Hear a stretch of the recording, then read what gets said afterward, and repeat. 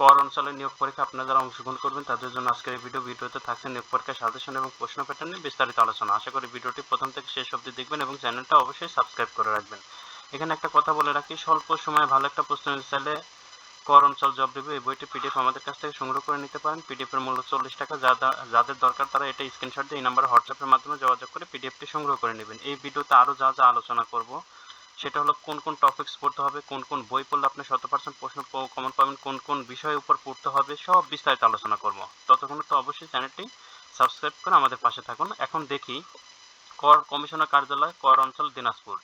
এখানে computer operator পদে 1 জন, প্রধান সহকারী পদে 22 জন, উচ্চমান সহকারী পদে 22 জন, 60 মুদ্রাক্ষরিক কাম কম্পিউটার অপারেটর পদে 23 জন এবং অফিস সহকারী কাম কম্পিউটার মুদ্রাক্ষরিক পদে 27 জন, অফিস সহায়ক পদে 27 জন। টোটাল এতগুলো পদে নিয়োগ ছেড়েছে। আপনারা যাদের হাতে সময় আছে তারা অবশ্যই আবেদন করে নেবেন। আপনাদের পরীক্ষা হবে রিটেন পদ্ধতিতে। বাংলায় থাকবে 20 মার্ক, ইংরেজিতে 20 মার্ক, গণিত 20 মার্ক এবং কম্পিউটার ও সাধারণ জ্ঞান মানে কম্পিউটার রিলেটেড যে পোস্টগুলো আছে সেখানে কম্পিউটার থেকে প্রশ্ন আসবে, সেখানে কম্পিউটার এবং সাধারণ জ্ঞান থেকে আসবে 30 মার্ক। টোটাল 90 মার্কের পরীক্ষা হবে। 90 মিনিট সময় দেওয়া হবে। 90 মিনিটে 90 মার্কের পরীক্ষা হবে। এখন প্রশ্নটা কেমন আসবে, এই প্রশ্নটা অনেকেরই প্রশ্নটা ঠিক এইরকম আসবে। শর্ট কোশ্চেন রিটার্ন পদ্ধতিতে পরীক্ষা হবে। যেমন শব্দগুলো শুদ্ধ করে লিখুন আর শুদ্ধ বানান শুদ্ধিকরণ, সন্ধি বিচ্ছেদ করুন, সন্ধি বিচ্ছেদ। এই প্রশ্ন নিয়ে আমরা পরে আলোচনা করব। এরপরে যে বিষয়টা আগে জরুরি প্রয়োজন এটা প্রশ্ন নিয়ে আমরা বিস্তারিত আলোচনা করব ভিডিও শেষে। এখন আপনাদের যেহেতু বাংলা, ইংরেজি, গণিত, সাধারণ জ্ঞান এই 4টা টপিকস থেকে প্রশ্ন আসবে, তাহলে আপনাদের কিন্তু পড়তে হবে বাংলার জন্য সন্ধি, বিপরীত শব্দ, সমাস, এক কথায় প্রকাশ, বানান, বাগধারা, সমার্থক শব্দ, সাহিত্য, কারক, অনুচ্ছেদ। এই টপিকসগুলো ভালো করে পড়বেন। আপনাদের নিজস্ব কোনো বই থাকলে পড়ে নিতে পারেন অথবা আমাদের বাংলা জব রিভিউ পিডিএফ থেকে পড়ে নিতে পারেন। ইংরেজি জন্য item, phrase, voice, gender, number, nation, changing sentence, translation, preposition, article, right form of verb, paragraph. এই টপিকসগুলো ভালো করে আপনাদের যদি কোনো বই থাকে সেখান থেকে পড়তে পারেন অথবা আমাদের ইংরেজি পিডিএফ থেকে পড়ে নিতে পারেন।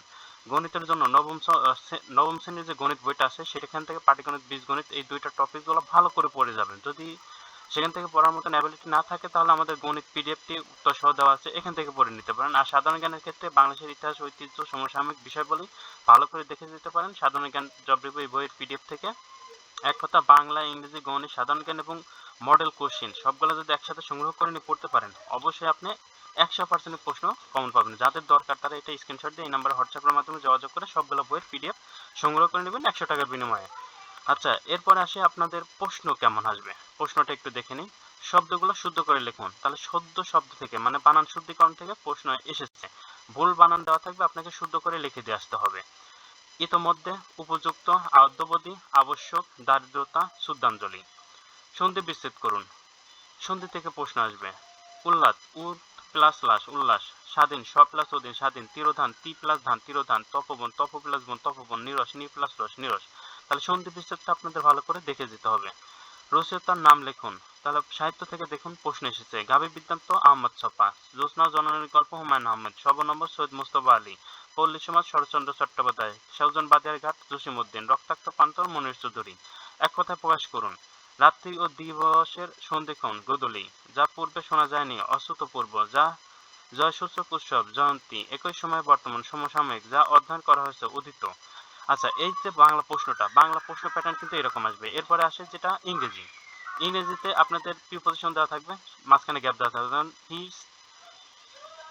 ডেড ওভার ইটিং মানে খুব বেশি খাবারের ফলে সে কি হয়েছে, মারা গেছে। তাহলে ডায়েটের পরে ফ্রম বসবে মানে অতিরিক্ত খাবারের ফলে।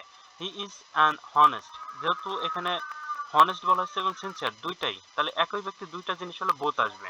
তাহলে এখানে কোন স্থানে বোথ বসবে।